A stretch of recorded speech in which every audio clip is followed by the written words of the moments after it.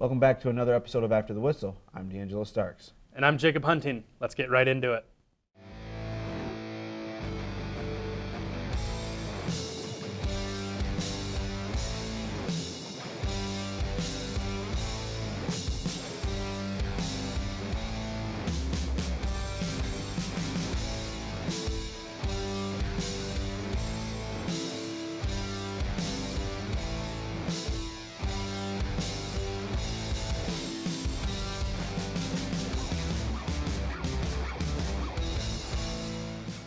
The Grand Valley State football team picked up their 10th win on Saturday, beating the Wayne State Warriors 45-21. Quarterback Bart Williams was very efficient on Saturday, completing 20 of his 26 passes for 250 yards and 3 touchdowns. Running backs Shauntez Moss and Jack Provencher combined for 138 yards to dominate the ground game yet again. With the win, GVSU finishes the regular season with an impressive 10-1 record. The Lakers have earned the 3 seed in the playoffs and will face Northwest Missouri State in the first round of the playoffs on Saturday, November 17th. Kickoff is set for 1 p.m.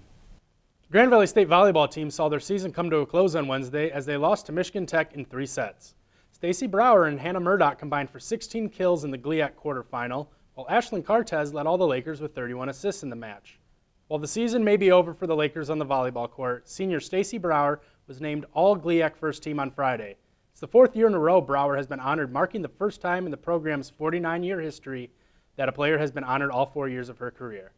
We here at After the Whistle would like to congratulate Brower on all of her accomplishments, as well as all the hard work and dedication to GVSU volleyball. Both the Grand Valley State men's and women's basketball teams started off the season 2-0 this weekend. The men traveled to West Virginia to open their season and left with 2 victories. They won their first game on Saturday against Alderson Broadus 96-74 before beating Davis and Elkins 85-68. Justin Greason led all Lakers in scoring on Saturday with 18 points, while Jake Van Tubergen came off the bench on Sunday to lead the Lakers with 19 points. The women had similar results this weekend as they opened their season at home on Friday and beat Maryville 74-50 before destroying the University of Missouri St. Louis the following day, 87-44. In the first game, Jen DeBoer led all Lakers in scoring with 20 points, and on Saturday, Cassidy Bench led the team in scoring with 24 points, including 16 in the first half. Both the men's and women's teams have 2 more games each this weekend. The men play at home, facing Lewis on Friday at 7 before facing Indianapolis on Sunday at home at 2. The women play the same teams, but travel for both games, playing Lewis at 8 and Indianapolis at 2.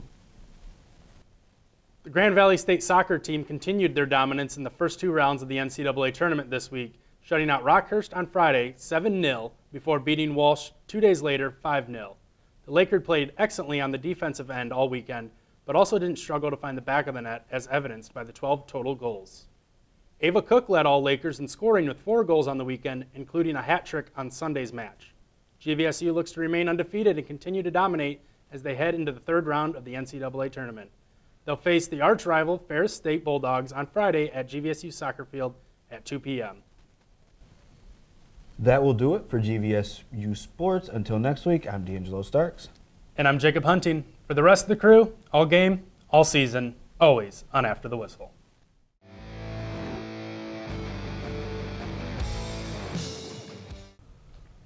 Welcome back to Every Day is Saturday, where we give you the latest and greatest of what's been happening in college football over the past week and preview a few games for next week. I'm Kellen Voss. I'm Jerod Fattal. I'm Mike Mahaffy. So let's get this week started off a little differently, guys. Usually we lead with Michigan, but Michigan played a JV team this week, so we don't have a lot to talk about with them.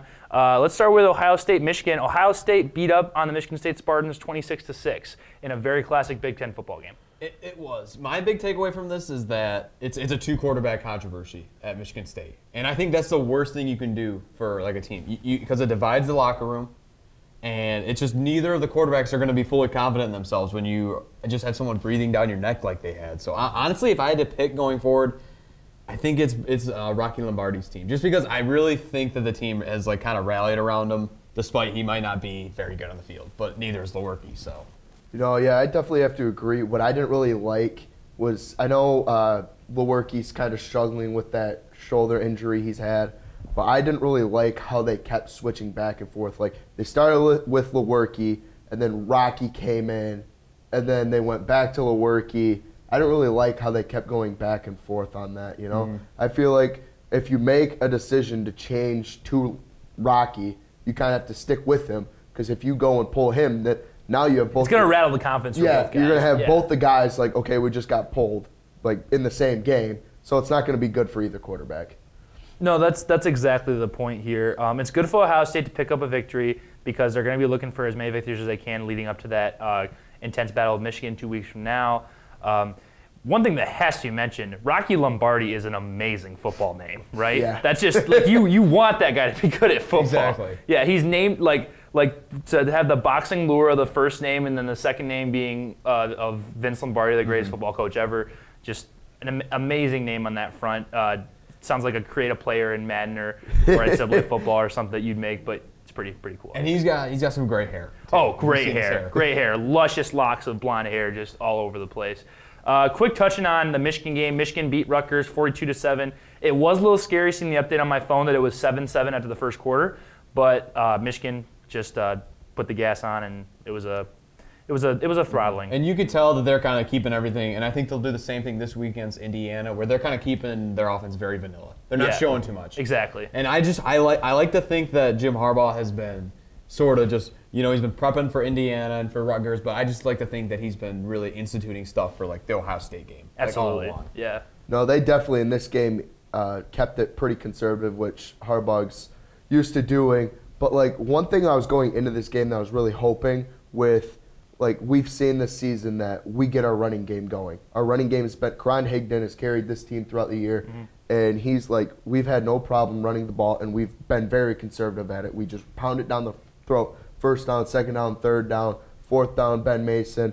But the one thing I really wanted them to do is against a team like Rutgers was to open it up a little bit, because we can't go into the game thinking like, we're going to smoke them, but like knowing that you're confident to get Shea Patterson like used to. Might as well air it out with him. Might as well get him ready, because if we go into a game and pound the throat like they did, I mean, there were some throws that Shea Patterson made that were pretty nice down the field and stuff, but what I was really looking for was them to open up the playbook and have him, because when it comes down to it, we're going to play Indiana. Indiana's not an awful team. They had a close game against Maryland. So we're not going to go into that game thinking we're going to smoke them. It'll be a nice game to watch. But, like, really when it comes to Ohio State, Ohio State's not the best that they have been, but it's still Ohio State. So Michigan needs to bring their A game. But we can't come to that game with Shea Patterson having a cold arm and not really throwing the ball down the field as much as he can. I mean, I have faith in our running game, but, like, it kind of scares me a little bit that we haven't opened up our playbook completely when we go into the tougher games with Ohio State and possibly further. I get what you're saying, but I think that what they've been doing, I don't think they've been resting him throwing, because I mean he actually jumped up in the Heisman odds. He's now third in like the Heisman odds, but they're not running him as much. They didn't run him almost. Well, you don't want to get him hurt before the Ohio State game. No, that's what I would say going into just what we saw against Rutgers and what against Indiana. I would say don't run him at all. Let him throw, but just don't run him. I like Mike's point though about trying to air out the football, because against Ohio State they do like to press up coverage. They do like those. Obviously they like to blitz a lot, so quick passes are going to be key. But you want to see him air it out, because you're going to want those big plays against Ohio State. In a big rivalry game like that, having 40-yard, 50-yard, 60-yard passes is going to deflate that Ohio State defense and could ultimately lead to a victory. So that's a good point by you, Mike. Moving on to the ACC here, Clemson was able to beat Boston College. As Michigan fans, we were kind of hoping that Clemson was gonna get upset in this one, but sadly it did not happen. And it pretty much went exactly as we expected, at least, and that's just according to Vegas and according to everyone. I mean, but when Boston College laid their backup quarterback in for the fourth quarter, I mean, when something like that happens, like you can't have anything go wrong if you want to beat Clemson, especially. And they pulled out all the stops to try to pull off this upset. Like they had the biggest crowd ever. They had College game day there. It just wasn't enough. They just flat out didn't have the horses. We're definitely, as Michigan fans, really looking for a loss for Notre Dame, a loss from Clemson, potential loss from Georgia, because I feel like right now Georgia's a really big threat for them for the college playoff race. Because I know I was also looking at the Auburn-Georgia game, and they came off. It was pretty close to start, but Georgia, as pretty good as they are, pulled away. So I definitely think as Michigan fans, we're paying attention to these potential playoff candidates going on. Absolutely. Real quick, moving to the Big 12. West Virginia kicked the doors off of TCU just in a throttling 47-10. Not even, it's just an offensive showcase and showing that Will Grier might have some dark horse Heisman odds, honestly. Yeah, for sure. And this is what a lot of people thought was going to happen. West Virginia, because TCU's like, their definition of plagued by injury. They're down to like their 7th safety, and that's what Gary Nicholson's known for, like the 4-2-5, like 5 defensive back defense. And when he loses those guys, I mean, that's what you see, a 47-point, just absolute drubbing. That's what no one expected them to fall this bad. Because remember earlier in the season, one of the biggest, week 2, week 3 games was Ohio State TCU. Yeah. If I remember correctly, Ohio State beat them pretty handily. Oh, yeah. So no one saw it. The past couple of years, TCU has been a pretty big powerhouse. So no one's really expected them to fall this far out of it, and having a 4-6 record towards the end of the season. Yes, and one team that's looking like they could challenge Michigan for one of the spots in that college football playoff is the Oklahoma Sooners, who did pick up a win this past Saturday, beating Oklahoma State 48-47. But guys, Oklahoma doesn't play any defense. No, not at all. I mean, they last year, and I heard it from I can't think of the podcast I heard it on now, but it was they're giving up 35 points a game in the Big 12 this season. Last year they only gave up 28, which I mean still sounds like a lot, but just another touchdown. That's like what that's. And what the you Big see 12 in the Big is not 12, exactly full of offensive juggernauts either. Like you're not exactly facing tough opponents like as you would in the SEC. So it's not good if you're an Oklahoma fan to see your team give up as many points as they did. No, not at all. And that's just one of the things that you see here. Like, I mean, it all came down to a 2-point conversion call, and I absolutely hated the call, by the way. Mike Gundy with a terrible coaching decision there, where they rolled out the quarterback and they had only one receiver on a passing route. And that's what. Oh, let me restate this. That's the reason that Oklahoma won the game is because of a bad coaching call. Right. And that's you just can't have that. And I am nervous that they do make it into the college football playoff, but I don't think they would deserve it. I could see that. I think we definitely seen the past 2 years with what Baker Mayfield did the past 4 years, and now we're looking at what Kyler Murray's doing. Yes, you have to respect him. Like, I'm a big Baker Mayfield fan. I think he's talented. I think what he's doing with the Browns right now is something special. But I think also the reason why he had so much success at Oklahoma was he was just airing the ball out to no one defending it. There's not tough defensive competition in that conference. No, not at all. Quick before we wrap it up, we're going to preview a fun game this week. Playing at Yankee Stadium. We'll be playing college football. We got number 13 Syracuse against number 3 Notre Dame. Guys, what do you think is going to happen in that one? Just a couple of things. Notre Dame's jerseys are absolutely terrible. If you haven't seen them, they got the Yankee pinstripe. But something I'm looking forward to probably a little bit more than the actual game is the time lapse on Twitter where it shows like the baseball field getting turned into like a football That's field. Gonna be Those sweet. are my favorite videos of all time. But if I had to say how this game's gonna go, I mean Dino Babers, he's a great coach, but I just think Notre Dame's just a flat out better team here.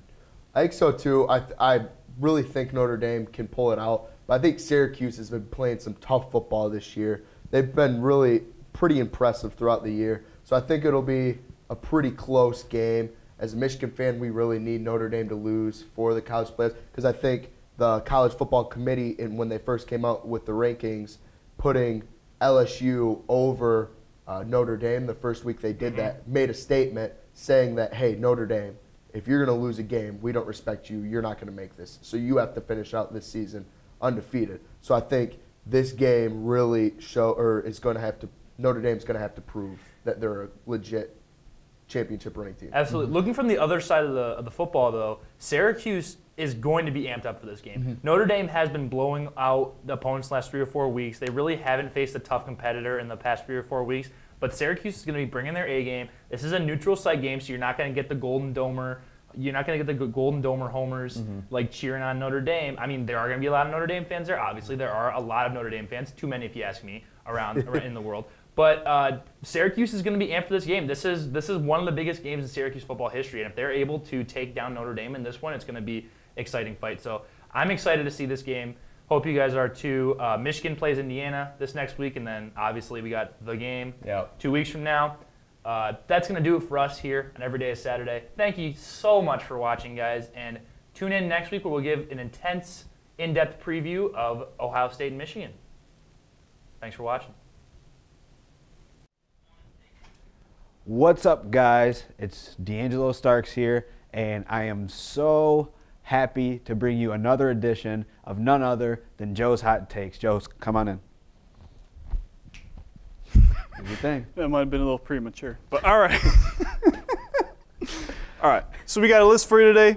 They're not as hot as last time. What are you going to do? Get my arm twisted? Got to do them.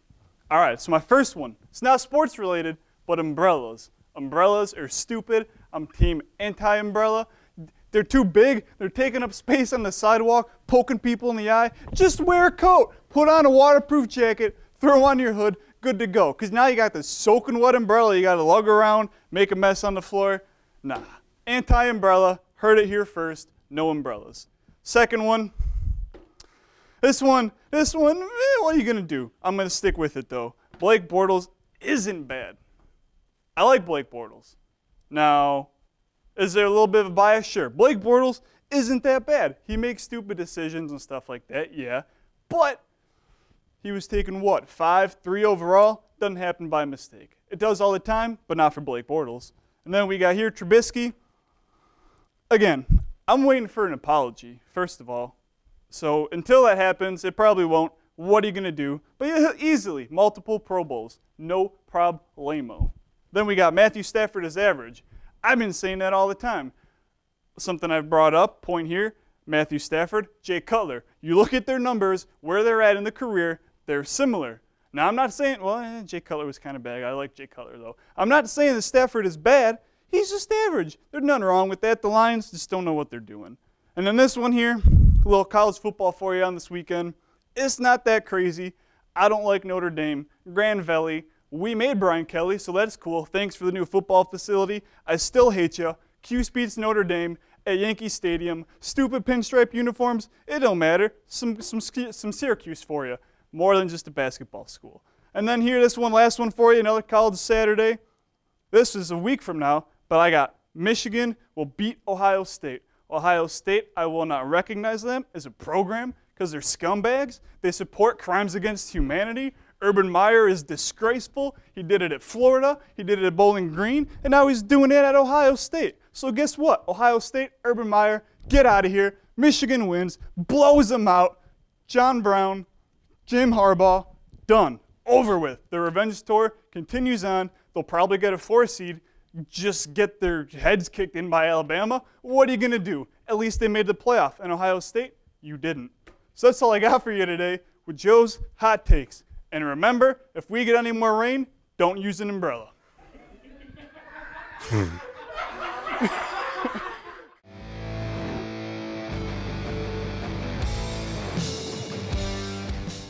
Hello, everybody. Welcome back into the Jen and Jello show here on After the Whistle. I'm Noah Genson. I'm D'Angelo Starks. And today, no Pistons talk for you today. Some bigger news, though, in the NBA. A couple of roster moves for a few teams in the league. The first one we want to start off with, the biggest move of the week, Jimmy Butler, of the year. Since the season started, really. Yeah, Jimmy Butler to the Philadelphia 76ers. They also sent Justin Patton over there. Minnesota's getting back Dario Saric, Robert Covington, a 2022 second, and Jared Bayless. Looking at the trade just right now, what are your initial thoughts on it? Well, first, it's about time. This is something we've been expecting to happen all year. The Sixers needed it. They needed someone like this bad, very badly. And the Timberwolves needed to get him out of that facility. He was killing the confidence of Karl Anthony Towns and Andrew Wiggins. I don't even know if it was necessarily the confidence, I guess, but it just didn't look like they were enjoying playing basketball. He just like sucked the life out of that team. So it'll be interesting to see them moving forward now. But Philly, they legitimately needed this. They needed another star. They needed someone who would fit better alongside Ben Simmons and Joel Embiid, because I don't know if you know this, but Markelle Fultz ain't it. No. And they just needed another guy that can go out there, that can score, and he can also defend at a high level. He's a much better version of what Robert Covington is. Yeah, definitely. Looking at from Minnesota first, yeah, they definitely, in the games that Butler wasn't playing in this year, they definitely looked better. They looked like they were running their sets a little better, and it looked like Cat and Wiggins were playing better themselves even when Jimmy wasn't out there. So I think it's definitely a great move. Whatever Minnesota was able to get for Jimmy, I think it was going to be a win no matter what. Looking at Philly, initially you think this is it's a big star coming into Philadelphia. It's going to change some things around. I don't know if they really even got better in this situation. I still think they're the 4th best team in the East right now. Probably 3rd at the moment because of Boston struggling a little bit. But at the end of the season, I mean, I right now like Toronto, Milwaukee, and Boston over Philly. You lost 2 of your most consistent shooters, bringing in a guy in Jimmy Butler who isn't a bad 3-point shooter, but of the 3 guys, I mean, Jimmy's probably the 3rd best 3-point shooter of those 3. Maybe you could say Dario's a little better, but I think Rocco was definitely a better 3-point shooter than Jimmy. And so, looking at it from that perspective, I mean, you're losing some depth guys in a situation where you needed depth really bad. So that's the only concern I really have with the Sixers. It doesn't feel to me like the Sixers are done making moves. They can't be. They have to. It honestly doesn't. I would be shocked if Markelle Fultz is still a Sixer after the end of this year, because it's really like the only trade chip they have left. Yeah. As someone, you have to hope someone would buy high on that potential of him having a fixable jump shot. I like this trade for Philly. I'm not a big Robert Covington fan. I've seen him go into horrible shooting streaks, like in the Boston series and I think he was making too much money. So while I like this for Philly, I don't love it for Minnesota. I don't think that the guys that they got back help the problem that they have, and that's defense. Now Covington helps, but Saric isn't really great on defense, so that defensive backcourt or front court is not good. No, it's not good at all, because we all know Karl Anthony Towns struggles on defense. Saric doesn't help. Neither can. I mean, I don't know. I like Saric better than I like Covington, but I don't think he adds anything that like puts them over the top. I don't think either of these guys really add all that much to a Timberwolves team that needs help. No, for Minnesota, even with Jimmy Butler, they were already on the outside looking in the playoffs. And moving Jimmy, you sort of put yourself behind the. I mean, moving him in the sense that you lose a guy like him. We know the situation they really needed to get rid of him, but just looking at Minnesota, you know, it doesn't look good for their playoff hopes right now after making this move. Hopefully, this is something they're just going to build towards for the future. And I don't. There were definitely better deals from what we heard. We had heard Josh Richardson was on the table in Miami. I mean, if you're Tibbs in that situation, if Miami's calling you an offer from Josh Richardson, you have to make that trade. The fact that they didn't is not. It was the first place they went wrong. Yeah. But yeah, Philly also they do need to add another piece. I don't think they're done either. One piece they could add, somebody who's getting out there. In a free agency pool is Carmelo Anthony. Yes. There are reports saying that he has played his last game in Houston. He hasn't been officially released. But his reps are looking for other teams. They're all looking. They're looking for other teams. And so let's start off with Houston. Why didn't this work with Carmelo? Well, when the 2 players you lose in the offseason are defensive specialists that can shoot threes, bringing in Carmelo Anthony does not help with that. No. Carmelo he's Anthony, the opposite. He's the opposite. He likes long twos, and he does not play defense. No. Trevor Ariza is playing really well in Phoenix, and Luka Mbamute is contributing in LA. Now, those are 2 guys that they miss dearly, and that's their big problem is they can't stop anyone. And also, Melo is washed. Yeah, he can't shoot anymore. Yeah, we've been seeing this the last few years. I mean, his last couple of years in New York, last year in OKC. I mean, really, a lot of people thought it was because of the fit in OKC. That's why it didn't work. But I mean, it more and more is looking like Carmelo's just not. He just doesn't have it anymore. He just doesn't have anything. The thing is, we keep buying into these summer workout videos where Melo's wearing a hoodie and he's running around all around the Sky training place, whatever it is. Everybody's good. Everybody's good there. Everybody scores there. There's not been one summer video I've seen of a player playing bad in that gym. No, like guys who you never thought could shoot. Stanley Johnson could score 90 there. So like, I don't know what it is, but something about that place makes Carmelo Anthony look good. I don't know if he's like an investor. He must own something in that place, but something about it, something about these videos always make us think like, oh, is Melo back? The answer is no. No. I've been saying this all summer. I never saw a path for this to work ever. I didn't think there was any way this experiment with Melo was going to work, and I'm not really surprised that after 3 weeks they're already cutting him. It doesn't surprise me too much, but Houston's got a lot of work to do. I mean, they're out of the playoffs right now. They're not looking like anything's getting better. Harden looks to be something that I really hadn't noticed until people had started bringing it up. He's a little overweight from the summer. That's something to bring into question. Chris Paul's playing at his worst numbers-wise efficiency on both ends of the floor. That contract's going to age badly. Yeah, it's going to be bad for Chris Paul and the Rockets there. It's just not looking good anywhere for where the Rockets are hoping that it would. They were hoping that James and Chris would be there, two guys that were consistent for him. Mm-hmm. Granted, James put up 4 the other night. And he's going to be working fine, his way back. But Chris Paul, that's the biggest concern for them right now. Going back to Carmelo, some teams that you maybe think he could be a good fit on. I mean, there's not many, but is there anything out there that you think that is there any team out there that you think if he comes in he could maybe add something? If I'm being honest, he's not a good fit anywhere. No. I mean, I'm not going to say that he's a cancer or he's going to like come in and he's going to ruin your team, but he doesn't really add anything. He doesn't want to come off the bench. He doesn't think that he deserves to come off the bench despite the fact that he's shooting atrociously. With that being said, come to Detroit. Yeah, it wouldn't bother me at all if he was in Detroit. I mean, it's not gonna work. But what? Just take a flyer. Yeah, there's no use or there's nothing wrong with doing it. I mean, you bring him in for $1 million. You cut him after a week if it's not working. If it's not working, you just cut him. It's already looking like the Pistons are going to be in a bit of a spiral here. That it's not looking very good for the Pistons. So why not throw a $1 million contract out there to Melo? See what he wants to do. But realistically, there's not really. I don't know what any playoff contender, championship contender for that matter, would want to bring in a guy like Melo into their locker room because it hasn't worked. It hasn't worked out in any situation he's been in lately. He doesn't add anything. I mean, there's no need. He adds inefficient shots and inefficient defense. You can't. Not many teams are going to want to bring that in after seeing what they saw in Houston this year. No, definitely not. That's going to do it for us this week here on the Jen and Jello Show. Be sure to tune in next week. And until then, I'm Noah Genson. I'm D'Angelo Starks. R.I.P. Stan Lee.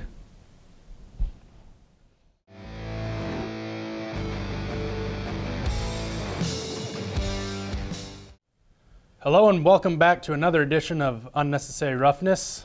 I'm depressed. I'm Mike Mahaffy. I'm doing okay. I'm Joe Bielanski. So, I've been getting questions a lot about why I wear a Lions hat every day, even though they're really bad. This thing's like a wedding ring. I know there's better options out there, but I'm faithful.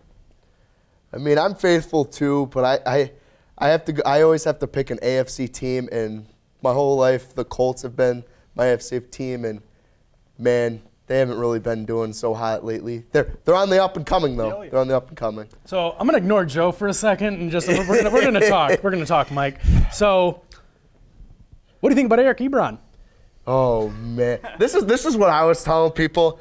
Eric Ebron still, we saw it on the Lions, still does not have the most secure hands, and it doesn't help when he had a Matthew Stafford that has the strongest arm in the league throwing to those unsecure hands.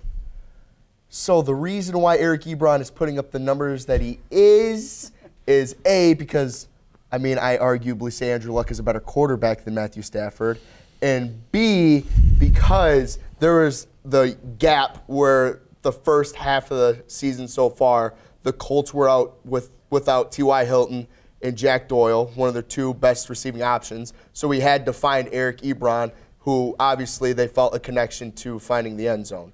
So realistically, do I think he's become better? Not necessarily, but I think his situation is better. My take on that is that Eric Ebron was just buried beneath other more talented players. I've never understood the hate that he's a bad player. Yes, he was drafted way above his stock, and that's not the guy's fault that Martin Mayhew is a terrible talent evaluator. Very true. But my opinion is that Andrew Luck just doesn't have the arm strength and can't throw the ball like Stafford, and an injured shoulder can get the ball to Eric Ebron a little softer. You walked right into that one. Well, I mean, that's as soon as you said, back of my head, I'm like, yeah, it helps that someone's throwing balloons to him. That was the first beginning of the season. If we look now, Andrew Luck has proven that he can throw the ball down the field now. He's putting up good numbers. Andrew Luck, he's up and coming. arguably going to win the comeback player of the year, him or J.J. Watt. But Andrew Luck's on the up and coming. Yeah, and to your comment about the Lions hat, like, listen, I get it, man. Like, I'm a fan of subpar Midwest football team too. Like, we've all been there, so like I get it. I don't blame you for wearing the Lions hat, and that's why I'm not gonna go too hard, because again, I've been a season ago. I've been there before. So, but no, that's dumb. You don't ever take that hat off. I'm not taking this hat off. It's Good. I just bought it before the season started. Yeah, I just want to know, what does the Super Bowl feel like? That's the only question I have. You're a Colts fan. You've kind of had one. What are you gonna do? That's true. But it's not home. Detroit's always my home, you know. But I don't want to sidetrack, but I was at Meyer and I seen a shirt with a Lombardi. It was like, I just want to see one before I die, and like blue and silver. I almost got it just because it's funny. yeah. Oh. What do you got next for us, Jacob? Joe, I'm just going to let you talk for a little bit. Go ahead. You earned it. Yeah, no, I mean, the Lions, they made it a little too close at the end there. But I'm starting. I don't know how Lions fans feel, but like I'm starting to feel bad for Matt Stafford. A week ago getting sacked 10 times, this week getting hit 6. Like, this poor guy, his career is going to get cut short. Like, he's tough as nails, and if you follow the NFL, you've seen it. But this poor guy's career is going to get cut short because he's just getting slobbered every single time. And I don't understand it. This offensive line coming into the season and the last couple seasons, it's been Bob Quinn's like personal goal to make a dominant offensive line. And the pieces, they look as if it should be a dominant offensive line. It shouldn't be as bad. It shouldn't be as bad as it is. No team should give up 16 sacks in a 2-game span. In 2 games in the rough. NFL. That shouldn't happen. So I'm expecting, and as much as I didn't want it to happen, I'm expecting a full rebuild going into the season. TJ Lang will be gone. Ricky Wagner will be gone. Would not be honestly surprised if they start cutting people like, well, I'm honestly, Glover Quinn should be gone at this point. He's too old. Like, he just lost the step. And I hate that. I love Glover Quinn. One of my favorite players for the last few years, but he's lost the step, and it's obvious on the field. You can't rely on him to make the plays that he used to. It doesn't matter how smart you are, your football intelligence. If you don't have the physical attributes anymore, you can't go. It doesn't help also that when we're seeing this offensive line struggle at the point that we faced arguably the best defensive line in the Minnesota Vikings, and then we go and face a player like Khalil Mack. One of the best players in the NFL. Like, we saw, there is a highlight of literally Khalil Mack putting awesome. Taylor Decker straight on his back and blowing through Matthew Stafford. And Taylor Decker's no chump. He's played a little off the last couple weeks. I will give it that, but he's not a bad tackle. No. And that just shows just how dominant Khalil Mack is. Yeah. When when the Bears traded for him, I was mad. And I wasn't mad because the Lions didn't try to trade for him. I was just mad he was going to make Matthew Stafford's life a living hell. Playing him Twice a year. And twice in 2 weeks, or twice in 3 weeks. Yeah. Because that's coming up again on Thanksgiving. Joe's a little more hopeful that the Lions will put up a fight in that game. He says it's Thanksgiving. Yeah, no, Thanksgiving, Detroit, always plays close, always kind of, plays well, hangs in there. So it won't be as bad as what we saw Sunday. I don't think so. For your sake, I'm hoping so. Like, I just watch Lions games with no emotion at this point because if I get emotional, I'm going to get sad, and then I'm going to get mad, and my whole week's going to be ruined because I get too brought into this. So I turned it off after the first half. Luckily, I had to go to work. Yeah. So I had a reason to turn it off. Not to add insult to injury to this season, of course, a week and a half after we get rid of our number 1 receiver, Golden Tate. Both our wide receivers go down. Both our wide receivers will go down, possibly Marvin Jones with an ACL, MCL problem. Our producer saying it's been scratched, that he doesn't have it, but still having that scare is something and just we when, don't when want both to mess with. Kenny Galladay and Marvin Jones go down, and you're just like, Jace Billingsley, are you still available? At least you guys have a 100-yard rusher. At least, and we brought back Zach Zenner because he's the savior. Oh, man. That's an interesting. I've always liked Zach Zenner. I've liked him. I don't have anything hard feelings against him. I just don't like the fans that are like, give him the ball more, give him the ball more. He's one of those guys you root for because it's like he's got a nice story. When he does have the ball, you could tell he's going at it with 100%. He doesn't have the talent. No, he's just not. He's not there. He's a good guy to put in maybe once in a while. Good special teams guy because you know he's going to try his 110%. Is he going to be a star running back? Most likely not. Would you rather have Amir Abdullah or Zach Zenner? I would definitely have Zach Zenner over Amir Abdullah because Zach Zenner's not going to make the mistakes that Amir Abdullah gave up that cost us the games. Amir is a better athlete, but yes. I definitely would agree with that. Zach Zenner does have more football awareness than Amir Abdullah did. Speaking of Amir, got signed by the Vikings. Oh, did he? Yeah, so they'll make him a star. Most likely. That's just gonna happen. Joey Harrington looked good against the Lions when he played for the Falcons and the Dolphins. So it's gonna happen. I have faith that Amir Abdullah could go somewhere and do something special because he did show glimpses early on that he could be a good running back, and he is a good athlete. I think he the hard fan base that the Lions are kind of got on top of him, and that when you have a fan base hating you and on top of you, you're going to be nervous when you're playing. Yeah, same thing with Ebron. You're going to drop more passes. Yeah, I don't think he's going to be something amazing, but I have faith that he can be a reliable player. He can be a good role player, in my opinion. I've always thought that about Amir Abdullah. I think he's fairly average at this point, in my opinion. But I definitely think it was a good idea for the Lions to part ways with him, though, because I think he was hurting the Lions because he was making those mistakes. I think the Lions were hurting him because he could do something better somewhere else. So yeah, I'm still not okay about the Golden Tate trade. It made sense. It makes all the sense. My head, great trade. My heart, terrible. Especially now seeing these receivers, because Golden Tate's not there. Teams are able to clamp down on Marvin Jones and Kenny Galladay, and Stafford doesn't have time to get the ball out because he doesn't have a receiver that can get separation. He was such an energetic person to watch. The way that he'd break tackles and the way he'd run into the end zones. He'd turn around, run backwards, flip over defenders. He was just a great person to watch and root for. But. So, Joe, you got last words. You guys, you have the show. No, it's weird to be back in winning ways. Again, I won't go in hard because again, I've been there. We were in the same spot for a long time. 9 out of the last 11. Yeah. So and that's that's a thing too. Like I do believe the Bears are on the up. No, yeah, they most definitely are. That makes me sad. We finally seen a healthy team. Allen Robinson was back after missing the 2 weeks. Obviously, Khalil Mack was back. It's huge to have him back when we have this stretch here of division games. But yeah, no, it's awesome to watch. And here's my spin zone on things.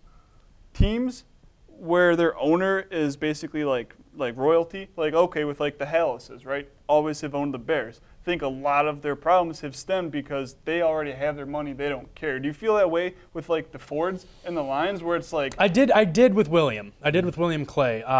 Martha, she's went in there hard as soon as she took over the Lions and fired everyone. Yeah. They walked through and just were firing people out of the office. I don't think she's complacent, and I would hope she expects results. I don't think this is like the Pistons with Camp Davison when his wife took over. I do believe Martha actually wants to have a winner. But I'll be at the Lions game this weekend because I mistakenly bought tickets early in the season when I had hopes. But I'm fully ready to watch Cam Newton and Christian McCaffrey, not McCaffrey. That's your last name. But I'm ready to watch them just destroy the Lions, and I'm expecting it. They're looking good this year, too, the Panthers. Well, and then after getting stomped on Thursday Night Football by Pittsburgh, they're going to come in with a vengeance. Mm-hmm. So next week, I'll be back even more depressed, but we hope you tune in. I've been Jacob Hunting. Mike Mahaffy. Joe Bielanski. And we'll see you guys all next week.